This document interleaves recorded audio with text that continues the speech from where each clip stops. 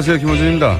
지난주 나토 G7 정상회담 후 독일의 메르켈 총리는 대단히 의미심장한 발언을 했습니다. 다른 누군가에 의지할 수 있는 시대는 지난 것 같다. 유럽인의 운명은 우리 손으로 챙겨야 한다.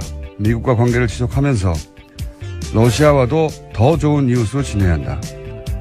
트럼프 대통령이 나토 유럽 회원국의 방위비 분담금 인상을 요구하고 파리 기후협약에도 부정적 태도를 보인 직후에 나온 말입니다. 세계 2차 대전 이후 러시아와 적대했던 서유럽은 미국과 독일의 동맹을 축으로 거대 군사력의 러시아를 견제해왔습니다. 그러나 이제 트럼프식 미국 우선주의가 대서양 양쪽의 군사 외교 관계를 재편하고 있는 겁니다. 메르켈의 발언은 고스란히 우리의 사정이 될 수도 있습니다. 다른 누군가에 의지할 수 있는 시대는 지난 것 같다. 대한민국의 운명은 우리 손으로 챙겨야 한다. 미국과 관계를 지속하면서 북한, 중국, 러시아와 더 좋은 이웃으로 지내야 한다. 이런 말을 지금 당장 해야 한다는 게 아닙니다. 필요하면 할 수 있어야 한다는 거죠. 꼭 필요할 때조차 이런 말을 못하는 국가는 동맹이 아니라 호구인 거죠. 김호준 생각이었습니다.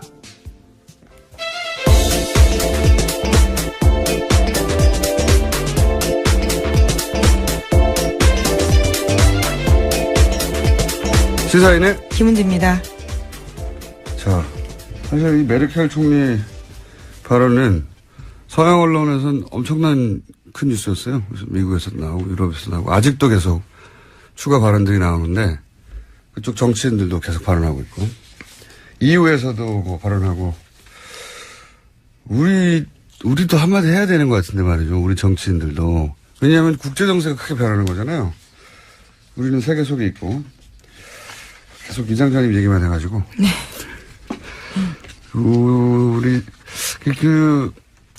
우리 시사면이나 혹은 뉴스가 이런 국제 뉴스를 일정 정도 이상 꼭 다뤄줬으면 좋겠어요, 저는. 항상 세계 속에 있는 나라 중에 하나인데 우리나라가 다른 나라가 혹은 세계가 어떻게 변하는지에 대한 뉴스가 너무 없어요. 네, 앞으로 꼭 챙겨오겠습니다. 네. 자, 첫 뉴스는요? 네, 성주에 배치된 사드 발사대 2기 외에 추가로 4기의 발사대가 국내에 들어와 있다는 사실이 확인됐습니다. 뒤늦게 이 내용을 보고받은 문재인 대통령은 매우 충격적이라면서 누가 결정했고 또 어떻게 들여왔는지 철저히 조사하라고 지시했습니다. 문재인 대통령은 이 같은 사실을 정의용 국가안보실장으로부터 그제 처음 보고받았습니다. 이미 경북 성주에 배치된 발사대 2기 외에도 추가 보고가 없었던 보고 누락이라는 게 청와대의 판단입니다. 보고 누락은 맞죠. 네. 현재 이제 문서상으로는 보고받은 게 없다는 게 확인된 거잖아요. 이제 국방부에서는 이제 국방부는 했다고 하고 있죠. 네, 국방부가 지난 25일에 국정기획 자문위 업무 보고할 때는 그 사실을 보고하지 않았다라고 밝혔습니다. 하지만 이튿날인 26일에 청와대 국가안보실에 사드 발사대 4기가 추가로 반입된 사실을 보고했다면서 보고 누락은 아니다 이렇게 밝혔는데요. 하지만 청와대는 곧장 확인 결과 안보실에서 보고받은 사람이 없다면서 국방부 입장 표명에 대해서 반박했습니다. 이게 이제 언론에서는 진실 공방인 것처럼 보도하는데, 적어도 문서상으로는 청와대에 보고된 게 없는 게 확인됐어요? 네, 그렇죠. 예. 근데 이제 이게 국가적 최대 안보 이슈잖아요? 그런데 그냥 말로 했을 리는 없단 말이죠. 그러니까 문서가 없으면 보고가 없었던 게 맞다. 이렇게 보는 게, 합리적인데, 그래서 이걸 진실 공방이라고 보도를 하면 안 되는 거예요. 왜 국방부는 문서로 보고하지 않았고 기록도 없는가 이렇게 물어야 되는 거거든요. 그러니까 이게 마치 대등한 주체 간에 누가 거짓말하는지 모르겠다는 식의 진실 공방이라고 표현 쓰면 안 되는 건데 진실 공방이라고 보도가 되고 있는 거죠. 그 자체가 저는 비정상적인 상황이라고 봅니다. 이거는 왜 국방부는 문서로 제대로 보고하지 않았고 그것도 대통령 당선은 5월 9일이에요. 그렇죠. 5월 26일에 했다고 하더라도 너무 늦습니다. 했다고 하더라도 이게 며칠입니까? 예. 이 자체는 국방부를 취재할 일인 겁니다. 왜 문서로 기록이 없느냐. 왜 했다고 하느냐. 과거 박근혜 정부 시절에 그 청와대와 국방부의 말이 엇날 때가 많이 있었어요. 국방부가 늦게 한다든지. 국방부는 아니라고 했는데 청와대가 맞다고 한다든지. 그럴 때 진실공방이라고 보도한 적 없습니다. 전혀.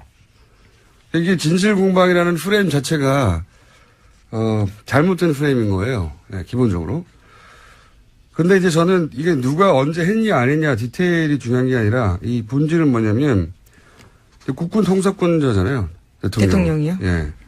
그럼 국가안보에서 가장 첨예한 이슈에 대해서 확실한 보고를 받지 못했다는 거고 이 사건이 상징하는 건 제가 보기에는 대통령은 새로 선출됐지만 현재까지 바뀐 거는 대통령, 청와대 몇몇 인사, 서울지검장 그 외의 권력은 모두 그대로 있다는 겁니다. 예. 그걸 상징하는 거죠. 이게 무슨 진실공방입니까? 제대로 보고가 안 된 거죠. 그게 아직도 이 프레임을 이렇게 짜는 미디어들이 많은데 그렇게 보도하면 안 되는 거죠. 조선일보 같은 곳에서는 이제 언론이 이 진작에 보도했는데 4월 25일 6일에 예, YTN에 화면이 나왔습니다. 화면에. 근데 그때는 그게 명확하지도 않고 국방부가 확인해 주지도 않았잖아요. 그렇죠. 예. 그러니까 이게 진작에 언론이 보도한 걸 호들갑 떠는 일이 아닌 거죠. 그때는 언론이 화면을 잡았지만 국방부가 확인해 주지 않았던 거고 대통령이 사드를 TV 보고 알아야 됩니까? 뉴스 보고? 말도 안 되는 뉴스인데 보도인데 만약에 노무현 정부에서 이명박 정부로 넘어갈 때 이런 일이 있었다. 조선일보는 100일 동안 나라가 무너졌다고 보도했을 일이에요.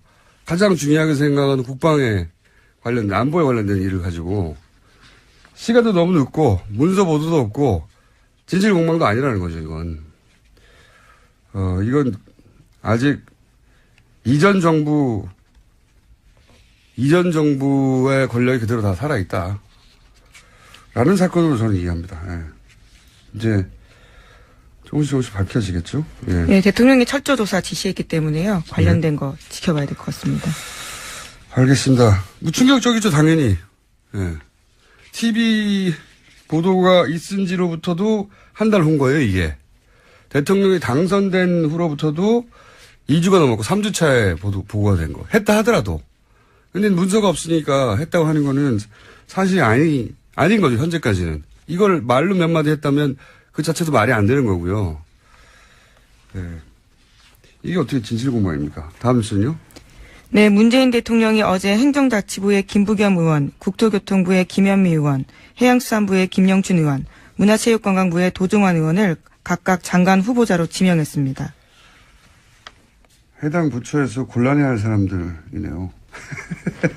김현미 의원은 국토부 대상으로 4대강 저격수로 활약을 오래 했던 걸 제가 기억하는데 어떡합니까? 국토부는 이제. 점정환 의원은 문체부 블랙리스트 가지고 제일 먼저 그렇죠. 문제 제기했던 분이고 그런 점도 눈에 띄네요. 이게 소위 이제 친문 패권이라는 공격을 문재인 후보 시절에 4년 내내 5년 내내 받았잖아요. 근데 지금 이 장관 인사도 보면 흔히 비문으로 분류했던 분들 절반은 되네요. 네. 알겠습니다. 그런 장관들 인선이 이제 발표가 된 거고요. 이분들도 인사청문회는 해야 되죠. 네, 장관이기 때문에요. 인청 대상자입니다. 인사청문회는 하는데 인사청문회에서 인준 대상은 아니에요. 네, 그렇죠. 청문회에서 이제 따지는 거죠. 이런저런 문제가 있다. 그거는 뭐 강경화 후보나 또는 김성주 후보나 다 마찬가지입니다. 낙마를 시킬 수는 없어요. 여론으로 낙마시키려고 각종 의혹을 던지겠죠. 야당에서는 당연히. 근데 대통령이 제가 알기로는 20일 후에 그냥 임명하면 되는 보직인 거죠, 이거는. 예, 총리만 투표가 있습니다.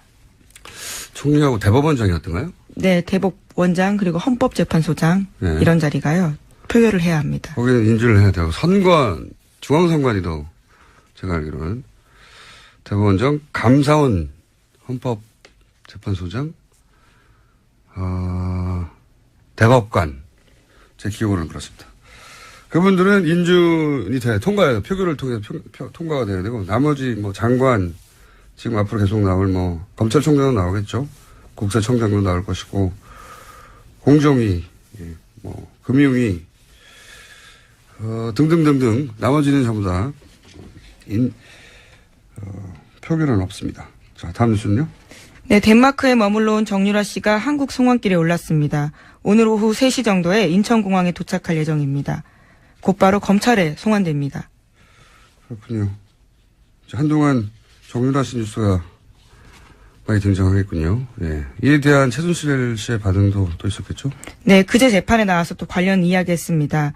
최순실 씨는 유연희, 그러니까 정유라 씨의 개명 전 이름을 부르면서 유연희는 삼성 말 한 번 잘못 빌려 탔다가 완전히 여기 나와 있는 그대로 읽겠습니다. 병신이 됐고 승마협회에서 쫓겨났다. 애를 죽이려고 하지 말라. 이렇게 이야기했습니다. 언론이 보도한 대로 읽으신 거죠? 예. 네. 그렇게 실제로 이야기했습니다.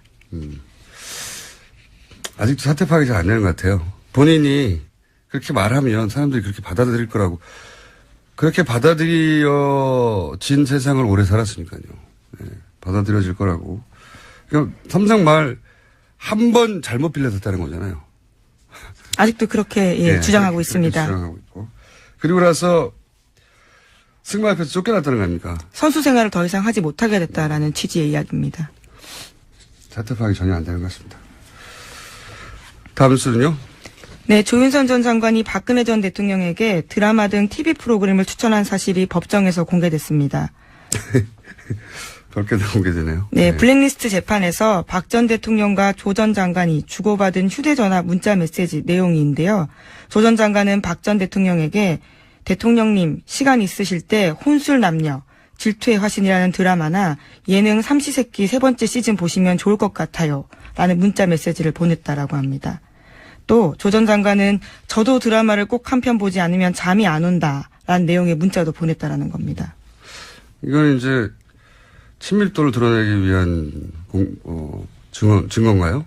네, 그렇습니다. 조 전 장관과 박 전 대통령이 얼마나 가까웠는지를 보여주기 위해서 특검이 관련 문자를 공개했다고 합니다.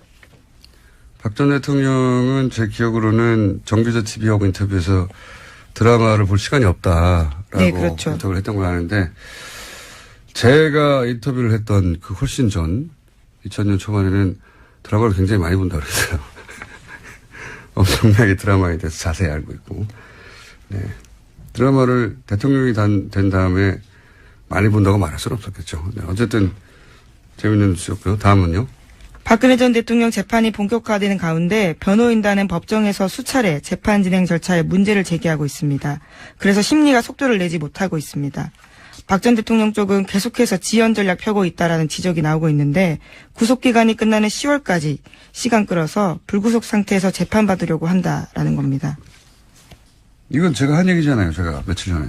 네, 머니투데이에서 보도했습니다. 제가 방송에서 한 얘기를 가지고 다시 얘기한 게 아닐까. 네. 어쨌든 저도 제가 봐도 이 전략이에요. 그러니까 구속기간을 넘기려고 하는 것 같다. 또 하나의 이유는 이제 삼성 이재용 부회장 재판 결과 아주 국내 최고의 변호인단에 의해서 변호받고 있으니 사실 연동돼 있잖아요. 운명공동체예요. 그 결과가 나온 이후에 본인들의 재판이 진행되면 유리하지 않겠는가 하는 생각 하나 하고 6개월을 넘겨서 일단 나간 다음에 재판을 이어가겠다고. 네, 불구속 상태에서 받고 싶다라는 거죠. 지금 그래서 사실상 의미가 없는 문제 제기를 많이 하거든요. 네.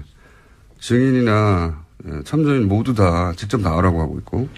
제가 해봐서 아는데 증인이나 참고인을 딱딱딱딱 시간에 맞춰서 그 사람들이 시간에 맞춰서 올 수 없는 사정도 굉장히 많아요. 그렇죠. 어렵습니다. 네. 그럼 자꾸 연기되는 거는요. 한마디로 하여튼 6개월 넘기겠다는 겁니다. 네.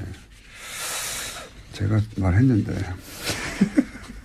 그리고 이 공판장에 앉아있으면 졸려요. 근데 실제로 조는 모습이 목격됐습니다. 벌써 나왔어요? 네, 박근혜 전 대통령이요.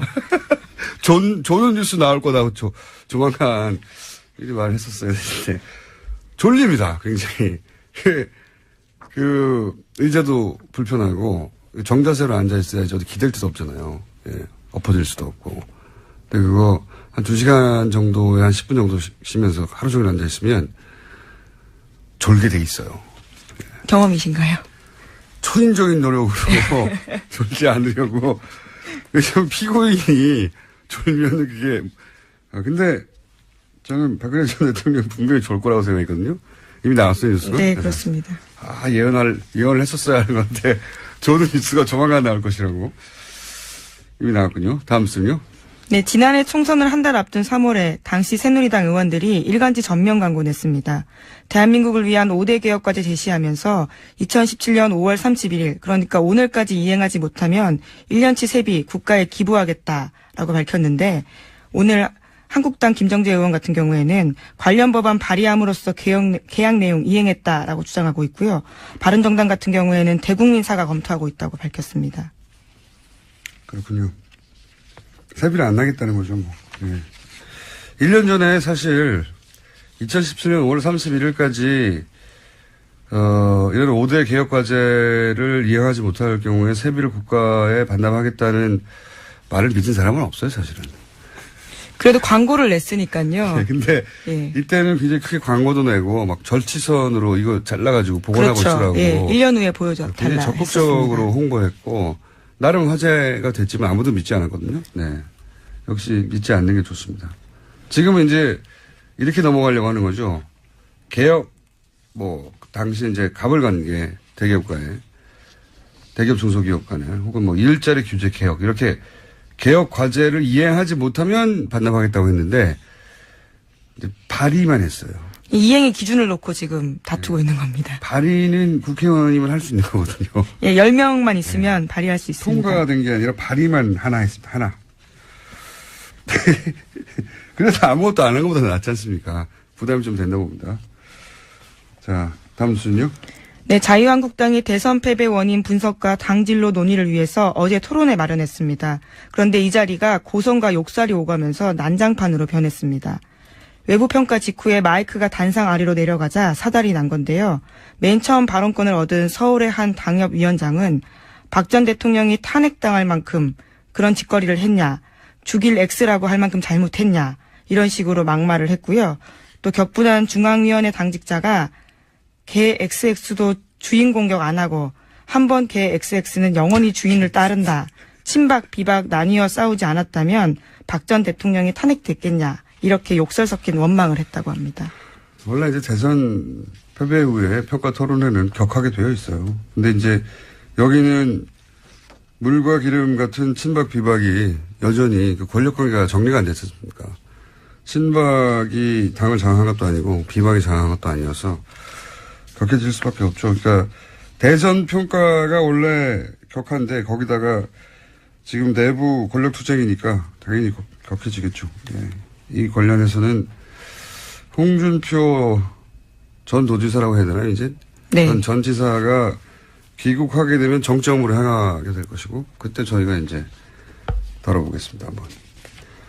자, 하나 정도 제목 체크하고 넘어갈 수 있을 것 같습니다. 신원선. 네, 이건희 일가 인테리어 비용에서 수상한 결제가 발견됐다라는 한겨레 신문 보도가 있습니다. 불법 비자금일 가능성이 있어서 경찰이 수사하고 있다는 겁니다.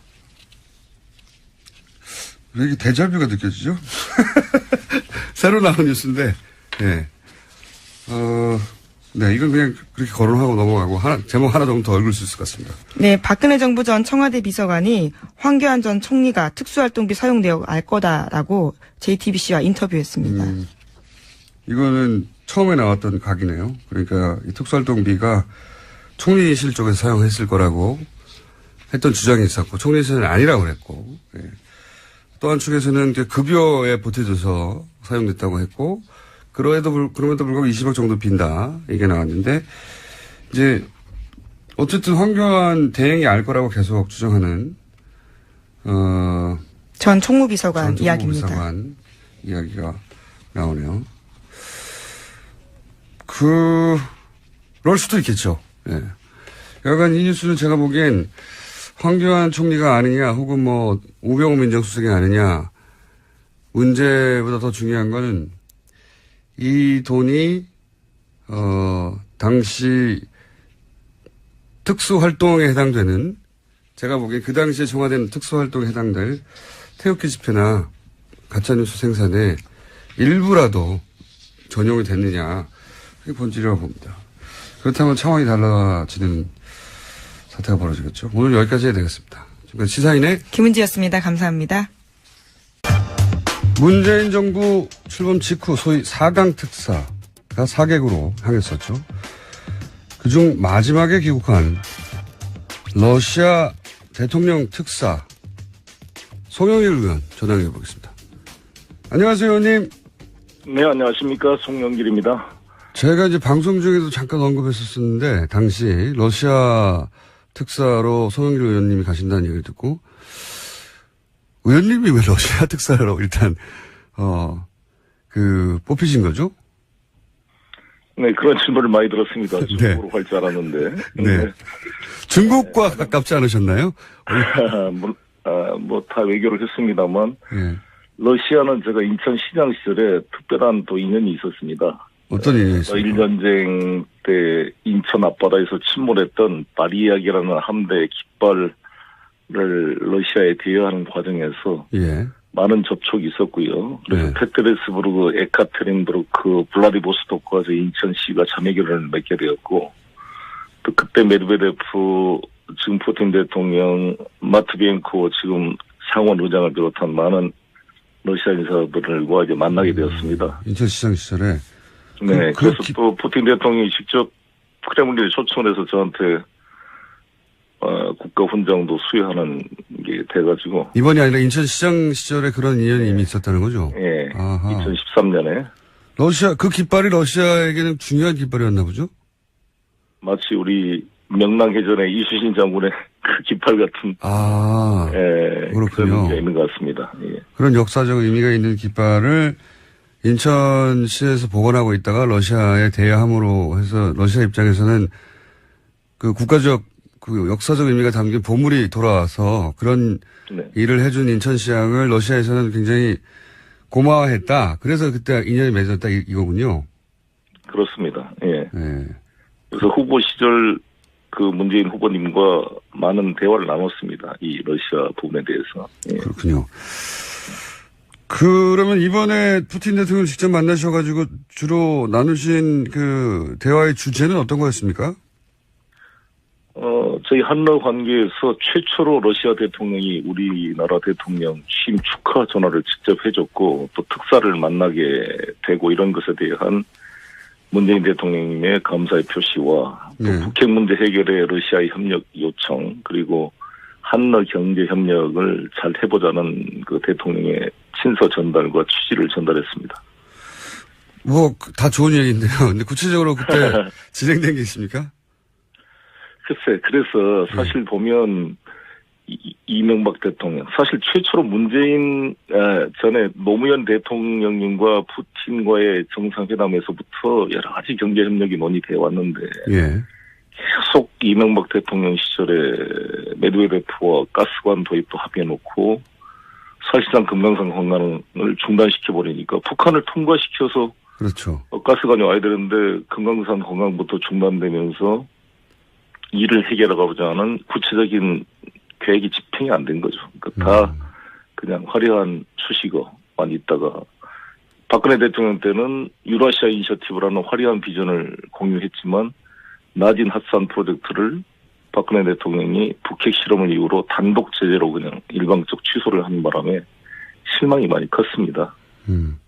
그러니까 제가 기억하기로는 노무현 대통령 때 푸틴 대통령하고 정상회담하면서 극동 지역에서 이제 가스, 네네. 가스를 들여오자고 했는데 그 천연가스관이 북한을 통과해야 되는데 이게 이제 실행이 10여 년간 안 됐죠. 그걸 다시 하자는 얘기인가요? 한마디로 말하면? 가스뿐만 아니라 전기와 철도 이런 것을 같이 연결시켜내고 또 북극 항로 개발과 그 극동 지역에 있어서 여러 가지 수산업부터 개발이 많습니다. 그래서 한러 경제 협력과 남북러 경제 협력을 분리해서 동시 추진하자 이런 것입니다. 근데 이제 그때 북한을 경유하는 문제 때문에 지난 10여 년간 멈춰져 있었다면 시베리아 천연가스관이 결국 10년 전에 약속한 대로 되려면 네. 북한과의 관계가 해결이 돼야 되지 않습니까? 그렇습니다. 예. 러시아가 북한과 의 관계를 해결하는데 도움을 줄 수 있나요? 그렇습니다. 지난번에도 사실 메드베데프와 이명박 대통령과 만난 이후로 별도로 김정일 위원장을 러시아에서 만나서 사실상 합의를 했거든요. 이렇게 좀 간접적인 삼각 합의가 됐고, 이것은 충분히 추진할 수가 있고, 또 미국의 협력까지 같이 끌어내서 미국의 참여를 통해서 여러 가지 북한의 체제 보장에 대한 우려를 해소할 수 있고 북핵 문제 해결에 하나의 창구가 될 수 있다 이렇게 생각합니다. 그렇군요. 그리고 이제 언론 보도를 보고 제가 호기심이 생긴 대목이 뭐였냐면 북극 항로를 개척하자는 얘기가 나왔던데, 네네. 이게 우리하고는 어떤 상관관계가 있는 겁니까? 지구 온난화 때문에 이제 북극 항로 개통 가능성이 높아졌고 1년에 130일 이상 지금 얼음이 풀리는 구간이 이제 늘어나고 있습니다. 예. 그래서 북극 항로를 통하면 말레카 해협을 통해 인도양 대서양으로 가는 유럽 가는 길보다 한 14일 정도가 단축되기 때문에 물류 혁명이 일어납니다. 근데 그 북극 항로는 대부분이 러시아가 지배하고 있기 때문에 우리 부산항에서 북극 항로를 통해서 유럽으로 연결된다면 우리 부산항이 이 북극 항로의 허브항이 될 뿐만 아니라 엄청난 우리 무역 대국으로 성장할 수 있는 좋은 기회가 된다 이렇게 생각하고요. 그 북극 항로를 개척하려면 북극 항로에 걸맞는 배가 필요합니다. 쇄빙 기능과 여러 가지 수신 고조에 따른 것을 헤쳐나갈 수 있는 그런 기능인데, 이 조선산업 분야에 우리 한러 협력이 필요하고, 이게 된다면 우리 천재 부울경에 침체되어 있는 조선산업을 다시 살릴 수 있는 계기를 마련할 수 있다 이렇게 생각합니다. 북극 항로 그런 의미가 있군요. 이건 어떻습니까? 저는 아주 오래전부터 개인적으로 관심이 많은 사안이 남북철도를 유럽까지 연결한다. 이 구상인데. 네네. 이번에 이 이야기도 나왔습니까? 포괄적으로 이 친서에도 담겨 있고 가스와 전력 그리드망 연결하는 것과 철도 연결 같은 세트로 들어가 있고요. 원칙적 동의를 했습니다. 그래서 철도도 우리가 지금 표준계고 북한과 우리 대한민국은 표준계를 쓰고 있고 러시아는 광계를 쓰고 있는데 지금 낮은 핫산이 약 54km인데 철도가 완성돼 있습니다. 그래서 핫산에서 석탄이 모여서 그게 낮은 선봉항으로 오면 낮은 선봉에서 석탄을 실어서 포스코나 상해나 홍콩으로 이렇게 이동하는 이제 루트가 개발된 거죠. 근데 저는 이제 이게 단순히 석탄만으로 해서는 안 되고 극동 지역에 우리 한국과 러시아가 협력하는 산업공단을 만들어서 완제품이 만들어지면 컨테이너 수출항으로도 같이 진행할 수 있다 이렇게 생각합니다. 알겠습니다. 네, 장사 잘 하고 오셨고요. 이제 좀 더 정치적인 이야기 여쭤보겠습니다. 이제 이 사드 문제에 관해서는 러시아도 그동안 물론 뭐 중국만큼의 입장은 아니었지만 입장을 내왔었거든요. 반대 입장을. 이번에 가셔서 사드 문제도 논의가 됐습니까? 그렇습니다. 라블로프 외무부 장관이나 일관되게 사드는 반대한다 이런 입장이고, 전쟁을 통해서 해결 안 된다. 그다음에 제재를 통해서 해결 안 된다라는 거라고, 협력을 대화와 타협을 통해서 해결하자 이런 취지인데, 사드는 북의 장사정포나 다른 이 저고도 미사일을 방어할 수 없는 체제이고 러시아와 중국의 전략적 이해를 침해한다 이런 입장을 일관되게 견지하는 것 같습니다. 그 사드에 대해서는 원론적인 입장 정도를 밝힌 것 같은데요. 근데 이제 어제부터 갑자기 불거진 이야기인데 그 사드 발사대가 2기 이외에 추가로 4개가 이미 국내에 들어와 있었다. 언론 보도로 그런 거 아니냐는 추정 보도는 한 달여 전에 있긴 있었습니다만. 근데 이제 이 보고 내용이 누락됐다고, 제대로 보고가 안 됐다고 지금 청와대가 어제 크게 문제 삼았지 않습니까? 이 전후 사정을 어떻게 파악하고 계십니까? 저도 문재인 대통령님의 문제의식에 동의합니다. 상당히 저희들도 당혹스러운데, 아시다시피 이게 4월 26일 날 그 선거가, 대통령 선거 한창 진행된 중에 급작스럽게 이게 진행이 된 거잖아요. 네. 이것도 저는 적절치 않다. 현재 대통령이 탄핵돼 있고, 많은 국민들이 이 사드 배치 찬반을 넘어서 설치 과정의 프로세스가 필요하다 이런 입장을 가지고 있는데, 새로운 대통령이 당선되면 당연히 그때 처리하는 게 맞을 텐데, 왜 이렇게 급격하게 했는가? 저는 김관진 안보실장이 무슨 특별한 로키드 마틴과 이해관계가 있는 거 아닌가는 의혹을 사기에 충분하다고 봅니다. 그래서 이게 난 조사가 꼭 필요하다는 입장이고요.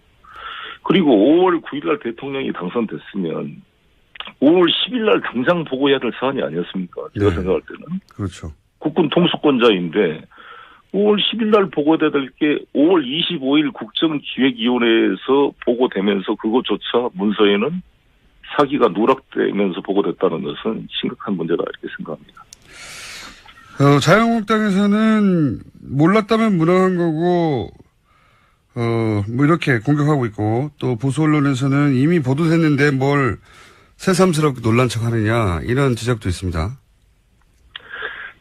저는 그때 세월호 그런 사태가 발생했을 때 우리 대통령께서 그리고 안전행정부나 청와대가 공식적 보고 라인을 통해서 상황을 보고 파악하기보다는 텔레비전을 보고 뉴스를 보고 파악했다 이런 이야기를 들을 때 저는 너무 가슴이 아팠잖아요. 이렇게 어떻게 국가 시스템이 저럴 수 있을까.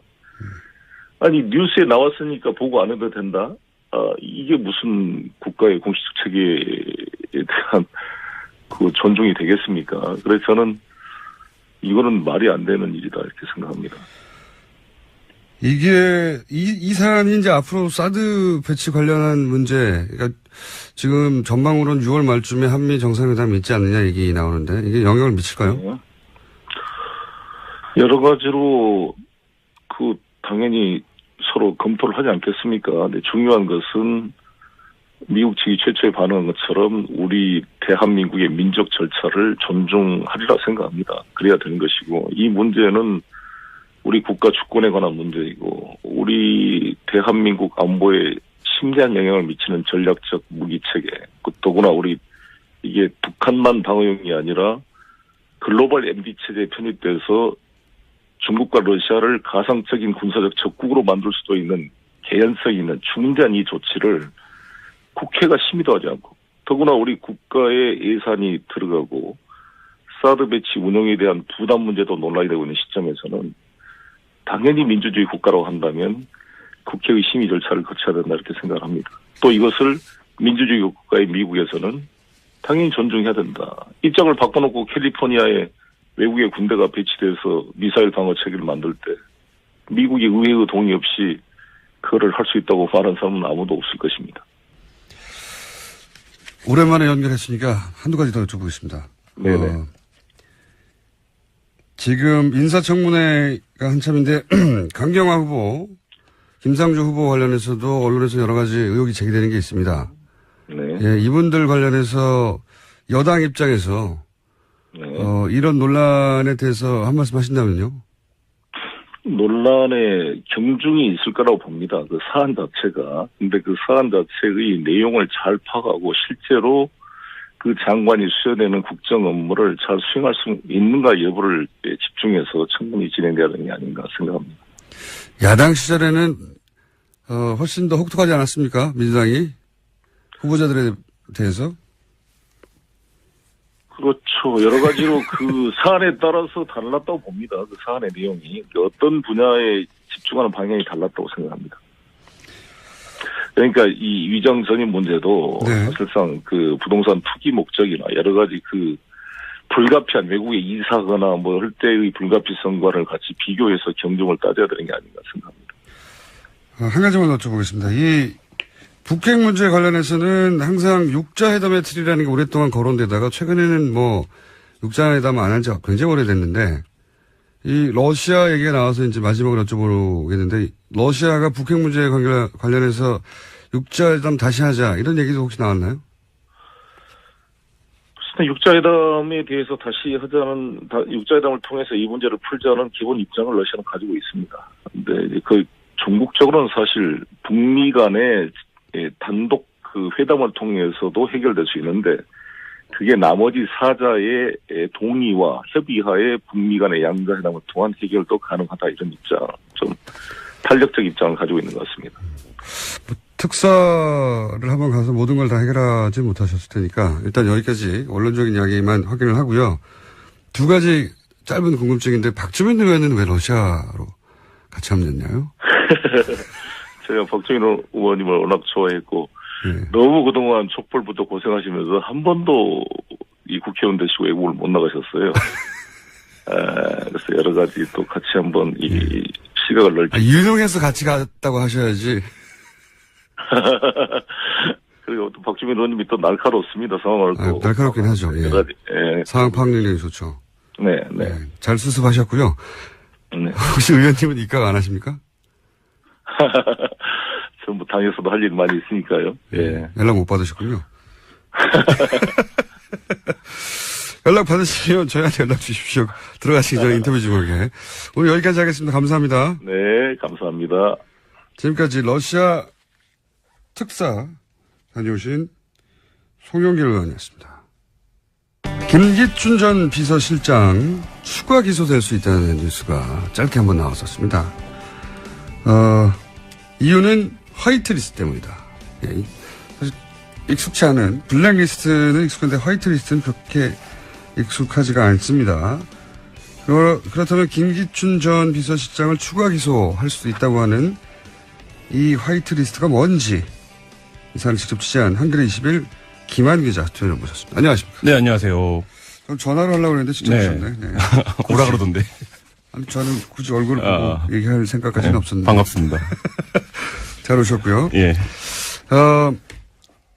일단 화이트리스트가 뭔지, 왜 이게 추가 기소 사유까지 되는 건지, 네. 왜 이렇게 심각한 건지 좀 짧게 설명해 주십시오. 10분밖에 없거든요. 네. 그, 블랙리스트는 이제 이른바 지원 배제 리스트잖아요. 화이트리스트는 그렇죠. 지원 동료 리스트 정도 될 겁니다.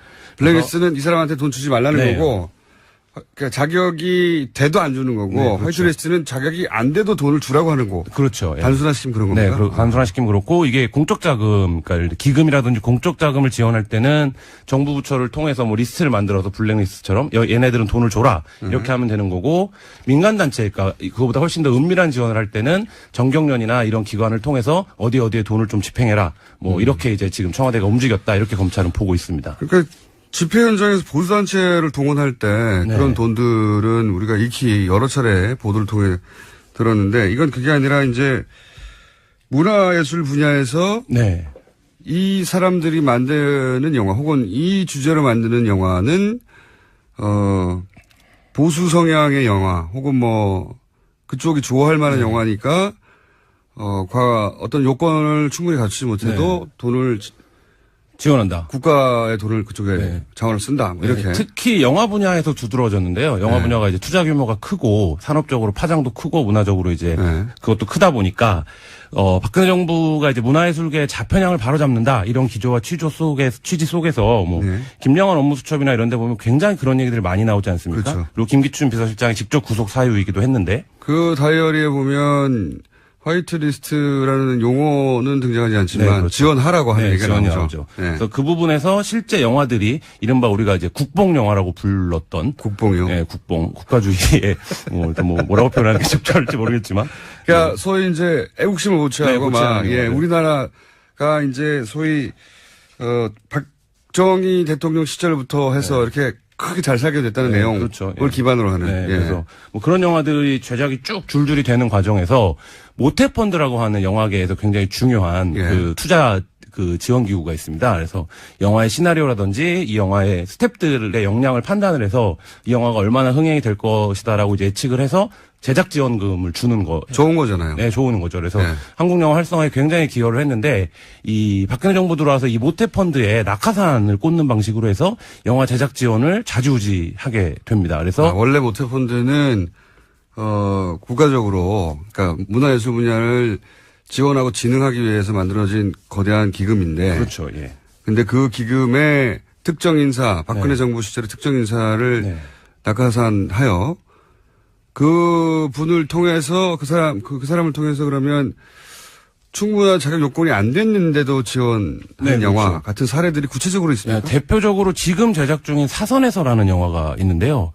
자선에서요? 네. 뭐 이건 이건 어떤 요건을 못 갖췄는데 얼마나 지원을 받는 거예요? 이 영화는 전체 제작비가 45억 정도로 영진이에서 파악을 하고 있는데 예. 그 중에 43억 원을 정부 지원금으로 충당을 했습니다. 그게 얼마나 이례적인가요? 이거는 충무로에서는 전무후무한 일입니다. 후보는 알 수가 없잖아요. 후문은 뭐 할 수는 전무까지만 없는데, 하죠. 모태펀드도 없을 거라고 얘기를 하니까 모태펀드 관계자들도 이게 왜 그러냐면 예. 모태펀드가 심사를 할 때 몇 가지 주요하게 보는 게 있는데 하나는 이 영화가 민간 투자를 얼마나 받아왔느냐. 그러니까 그 얘기는 그렇겠죠. 예. 예. 민간에서 이미 경쟁력을 얼마나 인정받았느냐. 그래서 예. 최소한 영화 전체 제작비의 한 30% 정도는 이미 민간에서 투자를 받았느냐. 예. 이거를 주요하게 보고. 말이 되네요. 그 다음에 이 영화의 제작자와 감독이 어떤 커리어를 갖고 있느냐. 그래서 그것도 중요하죠. 네, 중요하죠. 네. 이 부분 이제 두 가지가 제일 중요하고 그 다음에 이 영화를 실제로 배급할 수 있느냐, 뭐 요거를 이제 중요하게 보는데 실제로 배급할 수 있다는 건 무슨 의미예요? 배급사를 사전에 뭐 어떤 뭐 지금 주요한 아하. 배급사들이 이제 몇 가지가 있으니까 그렇죠. 이런 네, 부분들 주요 배급 라인을 탈 수 있느냐. 뭐 그걸 이제 주요하게 보는데 뭐 당연한 얘기네요. 네, 그러니까 그렇죠. 민간의 투자를 받았다는 얘기는 민간에서 이미 경쟁력이 있다고 그렇죠. 시나리오 통과됐다는 네. 얘기고 그리고 영화를 직접 찍을 감독이 굉장히 중요하니까 그렇죠. 감독이 누구냐. 네. 그리고 나서 다 잘 만들어도 배급망을 못하면 안 되니까 네. 배급망을 탈 수 있느냐. 네, 그렇죠. 상식적인 것 같은데. 네, 그 세 가지 중에 한 가지라도 충족이 안 되면 투자금을 회수할 수가 없으니까. 그렇죠. 영화가 실제 잘 안 되면. 근데 이 사선회사라는 영화는 일단 이 제작자와 감독이 모두 무릎 팔꿈치로 쿵쿵 치시면 안 됩니다. 제가 이미 무게로 이미 삐끗삐끗 하고 있거든요. 네, 그렇습니다. 알겠습니다. 이미 제작자와 감독이 모두 신인입니다. 그리고 민간 투자금 그 이전에 상업영화를 한 적이 네, 없어요? 없습니다. 그래요? 이런 경우는 모태펀드에서 아예 심사조차 안 한다 그래요. 그러니까 예를 들면 제작자도 신인이고 감독도 신인일 경우엔 제작자도 신인이고 네네. 제작자도 첫 영화, 감독도 첫 영화. 감독도 첫 영화. 네. 이런 경우에는 아예 뭐 관례적으로 서류에서 그냥 탈락시킨답니다. 왜냐하면 그 영화가 아니어도요. 다른 분야에도 마찬가지죠. 네, 그렇죠. 근데 네. 그런 구조에서 그 다음에 민간 지원금이 전혀 없었습니다. 민간 투자금이 제로. 예. 제로. 돈이 하나도 없는데 네. 그냥 그럼 서류만 들고 온 거죠. 첫 제작자의 첫 감독한테 돈을 네. 전체 영화에 45억인데 43억을 쏟았어요? 그렇죠. 그래서 모태펀드를 통해서 35억을 받았고 그 다음에 영진이 직접 지원을 통해서 8억을 받았는데 2억은 어디서 난 거예요? 2억은 지금 밝혀지지 않았습니다. 뭐 지금 열심히 취재를 해봤는데 못 알아냈습니다. 근데 이게 그래서 어떻게 됐냐면 보증이 필요하지 않습니까? 민간 투자가 없는 영화니까. 그러니까 영진이가 가족영화 제작 지원 사업이라는 항목을 만들어서 이 영화한테 8억을 먼저 몰아줍니다. 그게 그래서 뭐예요? 다시 얘기해주세요. 그러니까 영진이가 어떤 의미죠? 2015년도에 네. 가족영화 제작 지원 사업이라는 지원 항목을 네. 예산 편성 과정에서 중간에 끼워 넣습니다. 가족영화요? 네, 가족영화라는 개념 자체가 주제가 가족을 다룬다는 그렇죠. 영화예요? 네, 그렇죠. 그래서 명분은 헐리우드에는 가족영화가 많은데 승무로는 가족영화가 없으니 가족영화를 제작 지원하겠다 이런 건데. 가족이 주제인 영화는 지원한다고요? 네, 그렇죠. 그러니까 그 전체 영화 연령과 전체 관람가 영화들. 가족영화라는 걸로 지원받은 영화가 또 있습니까? 뭐 3편이 있는데 네. 다 제작 중이긴 합니다. 근데 이 중에 한 편이 이제 이 영화입니다. 첫 근데 번째. 그런데 그 항목의 혜택을 나중에 받은 거네요? 네, 그렇죠. 근데 문제가 뭐냐면 그게 영진이가 보통 이제 기관들이 4월 달에 예산을 올리지 않습니까? 정부 이제 문체부나 기재부의 승인을 받기 위해서. 네. 이때 영진이가 짰던 항목에는 없었습니다. 그 가족영화 제작 지원 사업이. 그러니까 영진이 발이 아니라는 거죠. 이 예산 자체가. 위에서 떨어진 예산이라는 거죠. 아하. 그래서 그게 문체부가 꽂아넣는지 기재부가 꽂아넣는지 모르지만 영진이가 예산안을 제출한 시점 이후에 정부 부처 어딘가서 그 예산을 야 니네 50억 편성해 이렇게 꽂은 거죠. 그래서 처음에는 그거보다 더 많았대요. 표현이 참 저렴하네요. 네. 꽂았다. 예산 보통 꽂았다는 표현 많이 쓰니까. 네. 그래서 편성했다고 네, 해주시죠. 편성했습니다. 그래서 처음에는 더 많이 편성해라 이랬는데 영진이 내부에서도 좀 반발이 있었답니다. 이거 갑자기 이렇게 예산 편성을 많이 하면 말이 나온다. 이건 직접 지원 사업이기 때문에. 그래서 예산을 줄여서 결국 이제 50억 규모로 해서 이 영화가 최초로 수혜를 받아서 8억을 받고. 그럼 가족영화 지원 사업이요? 예, 네, 지원 가족영화 제작 지원 사업. 그 사업에 혜택을 입어서 8억 원을 받았던 것은 네. 왜 그렇게 급하게 편성했다고요? 모태펀드 추정키로는 모태펀드에서 민간 투자가 제로인 상태에서 모태펀드를 받기가 좀 그러니까. 그게 맨 처음부터 아무것도 없는데 모태펀드가 들어갈 수가 없으니, 네, 없으니. 뭐라도 하나 받아놔라고 네. 했는데 받을 항목이 없으니까 가족영화라는 카테고리를 만들어서 그렇죠. 편성을 한 다음에 8억을 꽂아놓고 네. 자 이제 8억 들어갔으니까 나머지 35억 들어간다 하고 들어갔다는 그렇죠. 거죠. 그 네. 순서는 이제 그렇게 되고요. 그래서 너무 친절하네. 네, 완전 그러니까 그래서 이제 아까 전문 너무 다정해요. 네. 그리고 이제 배급사도 그때 딱 잡고 그래서 그 시기가 딱 이루어지는데 네. 이 사선회사라는 영화가 어떤 내용이냐? 일단 요거부터 감탄하고요. 이 국가가 한 영화에 대해서 이렇게까지 다정하게 굴면 마음이 따뜻해지고 그래야 되는데 왜 이렇게 취재를 하고 그랬어요? 그러니까요. 그래서 이 영화가 잘 되길 바랬었는데 실제로 영화가 지금 뭐 개봉도 못 하고 있는 상황입니다. 제작 중이고. 네. 근데 이거는 이 정도 되면은 일반인들은 모르지만 영화업계에서 난리가 나지 않았나요? 영화업계에서는 도대체 이 영화가 뭐냐 이런 반응들이 있었고 근데 문제는 뭐냐면 그런 반응보다 이 영화가 그렇게 제작 지원을 받으면서 지원을 못 받게 되는 영화가 발생을 당연하죠. 하는 겁니다. 네, 당연하죠. 예산은 규모가 한정적이기 혹시 때문에. 이 영화가 도대체 뒷 배경이 어떻게 되길래 이런 지원을 받았는지를 물어보려는데 시간이 다 됐네. 그러면 3부에 5분만 추가로 나와주세요. 네, 알겠습니다. 거기까지 물어보고 끝내게. 한겨레 21 김한 기자입니다. 3부에서 이어서 만나겠습니다. 김호준입니다. 그 외의 권력은 모두 그대로 있다는 겁니다. 예. 그걸 상징하는 거죠. 이게 무슨 진실 공방입니까? 제대로 보고가 안 된 거죠. 그게 아직도 이 프레임을 이렇게 짜는 미디어들이 많은데, 그렇게 보도하면 안 되는 거죠. 조선일보 같은 곳에서는 이제 언론이 이 진작에 보도했는데, 4월 25일. 6일에 예. YTN의 화면이 나왔습니다. 화면에. 근데 그때는 그게 명확하지도 않고 국방부가 확인해 주지도 않았잖아요. 그렇죠. 예. 그러니까 이게 진작에 언론이 보도한 걸 호들갑 떠는 일이 아닌 거죠. 그때는 언론이 화면을 잡았지만 국방부가 확인해 주지 않았던 거고, 대통령이 사드를 TV 보고 알아야 됩니까? 뉴스 보고? 말도 안 되는 뉴스인데, 보도인데, 만약에 노무현 정부에서 이명박 정부로 넘어갈 때 이런 일이 있었다. 조선일보는 100일 동안 나라가 무너졌다고 보도했을 일이에요. 가장 중요하게 생각하는 국방에 관련된, 안보에 관련된 일을 가지고. 시간도 너무 늦고, 문서 보도도 없고, 진실 공방도 아니라는 거죠, 이건. 이건 아직 이전 정부의 권력이 그대로 다 살아있다. 라는 사건으로 저는 이해합니다. 예. 이제 조금씩 밝혀지겠죠? 예. 네, 대통령이 철저 조사 지시했기 때문에요. 관련된 거 지켜봐야 될 것 같습니다. 알겠습니다. 충격적이죠, 당연히. 예. TV 보도가 있은지로부터도 한 달 후 거예요, 이게.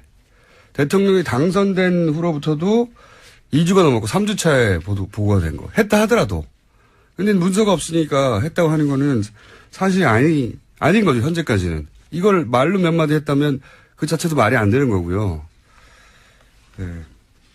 이게 어떻게 진실공방입니까? 다음 뉴스는요? 네, 문재인 대통령이 어제 행정자치부의 김부겸 의원, 국토교통부의 김현미 의원, 해양수산부의 김영춘 의원, 문화체육관광부의 도종환 의원을 각각 장관 후보자로 지명했습니다. 해당 부처에서 곤란해할 사람들이네요. 김현미 의원은 국토부 대상으로 4대강 저격수로 활약을 오래 했던 걸 제가 기억하는데 어떡합니까? 국토부는 이제. 도종환 의원은 문체부 블랙리스트 가지고 제일 먼저 그렇죠. 문제 제기했던 분이고 그런 점도 눈에 띄네요. 이게 소위 이제 친문 패권이라는 공격을 문재인 후보 시절에 4년 내내 5년 내내 받았잖아요. 근데 지금 이 장관 인사도 보면 흔히 비문으로 분류했던 분들 절반은 되네요. 네. 알겠습니다. 그런 장관들 인선이 이제 발표가 된 거고요. 이분들도 인사청문회는 해야 되죠. 네, 장관이기 때문에요. 인청 대상자입니다. 인사청문회는 하는데 인사청문회에서 인준 대상은 아니에요. 네, 그렇죠. 청문회에서 이제 따지는 거죠. 이런저런 문제가 있다. 그거는 뭐 강경화 후보나 또는 김상중 후보나 다 마찬가지입니다. 낙마를 시킬 수는 없어요. 여론으로 낙마시키려고 각종 의혹을 던지겠죠. 야당에서는 당연히. 근데 대통령이 제가 알기로는 20일 후에 그냥 임명하면 되는 보지인 거죠, 이거는. 예, 총리만 투표가 있습니다. 총리하고 대법원장이었던가요? 네, 대법원장 그리고 헌법재판소장 네. 이런 자리가요. 표결을 해야 합니다. 거기는 인준을 해야 되고 선관, 중앙선관위도 제가 알기로는 대법원장, 감사원 헌법재판소장, 대법관 제 기억으로는 그렇습니다. 그분들은 인준이 돼야 통과해요. 표결을 통해서 통과가 돼야 되고 나머지 뭐 장관 지금 앞으로 계속 나올 뭐 검찰총장은 나오겠죠. 국세청장도 나올 것이고 공정위, 뭐 금융위 등등등등 나머지는 전부 다 표결은 없습니다. 자, 다음 뉴스는요. 네, 덴마크에 머물러 온 정유라 씨가 한국 송환길에 올랐습니다. 오늘 오후 3시 정도에 인천공항에 도착할 예정입니다. 곧바로 검찰에 송환됩니다. 그렇군요. 한동안 정유라 씨 뉴스가 많이 등장하겠군요. 네. 이에 대한 최순실 씨의 반응도 또 있었겠죠? 네, 그제 재판에 나와서 또 관련 이야기했습니다. 최순실 씨는 유연희, 그러니까 정유라 씨의 개명 전 이름을 부르면서 유연희는 삼성 말 한 번 잘못 빌려 탔다가 완전히 여기 나와 있는 그대로 읽겠습니다. 병신이 됐고 승마협회에서 쫓겨났다. 애를 죽이려고 하지 말라. 이렇게 이야기했습니다. 언론이 보도한 대로 읽으신 거죠? 예. 네. 그렇게 실제로 이야기했습니다. 아직도 사태 파악이 잘 안 되는 것 같아요. 본인이 그렇게 말하면 사람들이 그렇게 받아들일 거라고. 그렇게 받아들여진 세상을 오래 살았으니까요. 네, 받아들여질 거라고. 그러니까 삼성 말 한 번 잘못 빌려줬다는 거잖아요. 아직도 그렇게 네, 주장하고 그렇게 있습니다. 주장하고 있고. 그리고 나서 승마 앞에서 쫓겨났다는 거 아닙니까? 선수 생활을 더 이상 하지 못하게 됐다라는 취지의 이야기입니다. 사태 파악이 전혀 안 되는 것 같습니다. 다음 수는요? 네, 조윤선 전 장관이 박근혜 전 대통령에게 드라마 등 TV 프로그램을 추천한 사실이 법정에서 공개됐습니다. 별게 다 공개되네요. 네, 블랙리스트 재판에서 박 전 대통령과 조 전 장관이 주고받은 휴대전화 문자 메시지 내용인데요. 조 전 장관은 박 전 대통령에게 대통령님 시간 있으실 때 혼술 남녀, 질투의 화신이라는 드라마나 예능 삼시세끼 3번째 시즌 보시면 좋을 것 같아요. 라는 문자 메시지를 보냈다라고 합니다. 또 조 전 장관은 저도 드라마를 꼭 한 편 보지 않으면 잠이 안 온다. 라는 내용의 문자도 보냈다라는 겁니다. 이건 이제 친밀도를 드러내기 위한 증거인가요? 네, 그렇습니다. 조 전 장관과 박 전 대통령이 얼마나 가까웠는지를 보여주기 위해서 특검이 관련 문자를 공개했다고 합니다. 박 전 대통령은 제 기억으로는 정규제 TV하고 인터뷰에서 드라마를 볼 시간이 없다라고 네, 그렇죠. 인터뷰를 했던 걸 아는데 제가 인터뷰를 했던 그 훨씬 전 2000년 초반에는 드라마를 굉장히 많이 본다고 그랬어요. 엄청나게 드라마에 대해서 자세히 알고 있고. 네. 드라마를 대통령이 된 다음에 많이 본다고 말할 수는 없었겠죠. 네. 어쨌든 재밌는 뉴스였고요. 다음은요. 박근혜 전 대통령 재판이 본격화되는 가운데 변호인단은 법정에서 수차례 재판 진행 절차에 문제를 제기하고 있습니다. 그래서 심리가 속도를 내지 못하고 있습니다. 박 전 대통령 쪽은 계속해서 지연 전략 펴고 있다라는 지적이 나오고 있는데 구속기간이 끝나는 10월까지 시간 끌어서 불구속 상태에서 재판받으려고 한다라는 겁니다. 이건 제가 한 얘기잖아요. 제가 며칠 전에. 네, 머니투데이에서 보도했습니다. 제가 방송에서 한 얘기를 가지고 다시 얘기한 게 아닐까. 네. 어쨌든 저도 제가 봐도 이 전략이에요. 그러니까 구속기간을 넘기려고 하는 것 같다. 또 하나의 이유는 이제 삼성 이재용 부회장 재판 결과 아주 국내 최고의 변호인단에 의해서 변호받고 있으니 사실 연동돼 있잖아요. 운명공동체예요. 그 결과가 나온 이후에 본인들의 재판이 진행되면 유리하지 않겠는가 하는 생각 하나 하고 6개월을 넘겨서 일단 나간 다음에 재판을 이어가겠다고. 네, 불구속 상태에서 받고 싶다라는 거죠. 지금 그래서 사실상 의미가 없는 문제 제기를 많이 하거든요. 네. 증인이나 참조인 모두 다 직접 나오라고 하고 있고. 제가 해봐서 아는데 증인이나 참고인을 딱딱딱딱 시간에 맞춰서 그 사람들이 시간에 맞춰서 올 수 없는 사정도 굉장히 많아요. 그렇죠. 어렵습니다. 네. 그럼 자꾸 연기되는 거는요. 뭐 한마디로 하여튼 6개월 넘기겠다는 겁니다. 네. 제가 말했는데. 그리고 이 공판장에 앉아있으면 졸려요. 근데 실제로 조는 모습이 목격됐습니다. 벌써 나왔어요? 네, 박근혜 전 내가 미리 말할 대통령이요. 조는 뉴스 나올 거다. 조만간 미리 말했었어야 되는데. 졸립니다. 굉장히. 그 의자도 불편하고 정자세로 앉아있어야지 어디 기댈 데도 없잖아요. 예. 같은 사실을 정의용 국가안보실장으로부터 그제 처음 보고받았습니다. 이미 경북 성주에 배치된 발사대 2기 외에도 추가 보고가 없었던 보고 누락이라는 게 청와대의 판단입니다. 보고 누락은 맞죠. 네. 현재 이제 문서상으로는 보고받은 게 없다는 게 확인된 거잖아요. 이제 국방부에서는 이제 국방부를 했다고 하고 있죠.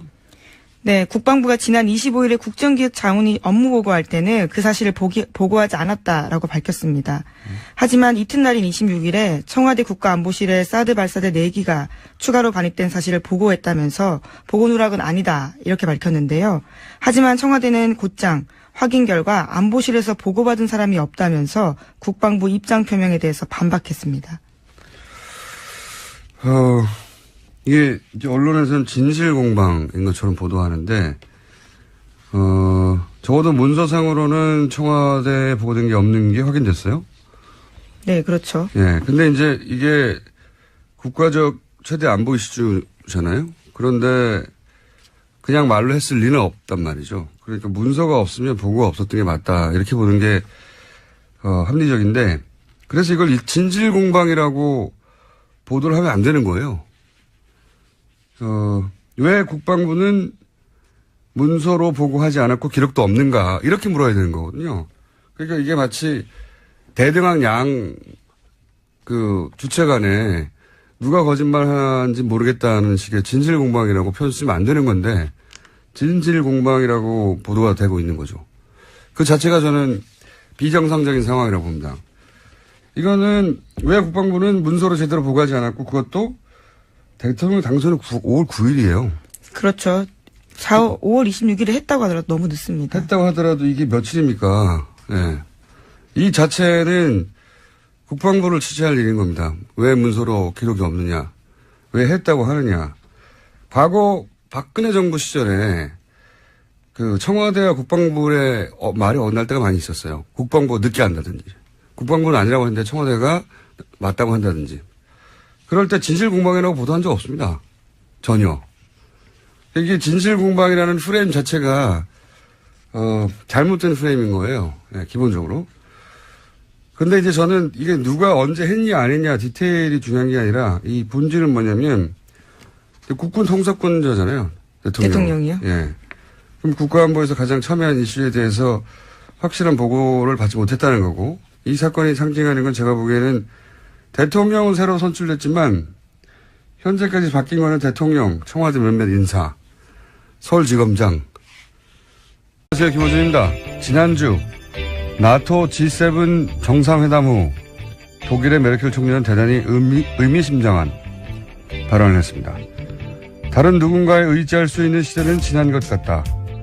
유럽인의 운명은 우리 손으로 챙겨야 한다. 미국과 관계를 지속하면서 러시아와도 더 좋은 이웃으로 지내야 한다. 트럼프 대통령이 나토 유럽 회원국의 방위비 분담금 인상을 요구하고 파리 기후협약에도 부정적 태도를 보인 직후에 나온 말입니다.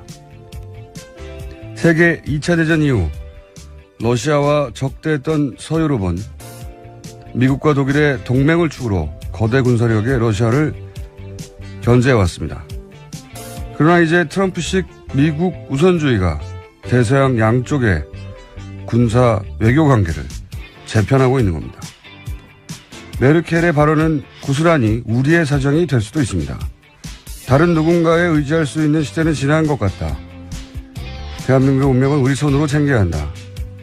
미국과 관계를 지속하면서 북한, 중국, 러시아와 더 좋은 이웃으로 지내야 한다. 이런 말을 지금 당장 해야 한다는 게 아닙니다. 필요하면 할 수 있어야 한다는 거죠. 꼭 필요할 때조차 이런 말을 못하는 국가는 동맹이 아니라 호구인 거죠. 김호준 생각이었습니다.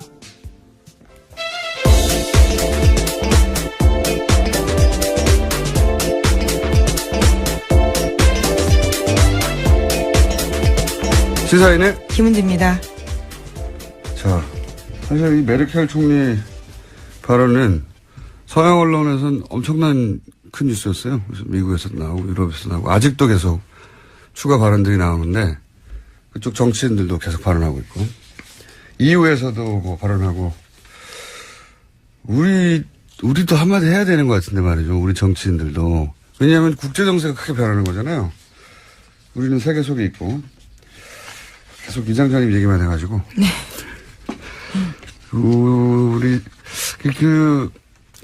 우리 시사면이나 혹은 뉴스가 이런 국제 뉴스를 일정 정도 이상 꼭 다뤄줬으면 좋겠어요, 저는. 항상 세계 속에 있는 나라 중에 하나인데 우리나라가 다른 나라가 혹은 세계가 어떻게 변하는지에 대한 뉴스가 너무 없어요. 네, 앞으로 꼭 챙겨오겠습니다. 자, 첫 뉴스는요? 네, 성주에 배치된 사드 발사대 2기 외에 추가로 4개의 발사대가 국내에 들어와 있다는 사실이 확인됐습니다. 뒤늦게 이 내용을 보고받은 문재인 대통령은 매우 충격적이라면서 누가 결정했고 또 어떻게 들여왔는지 철저히 조사하라고 지시했습니다. 문재인 대통령은 이 같은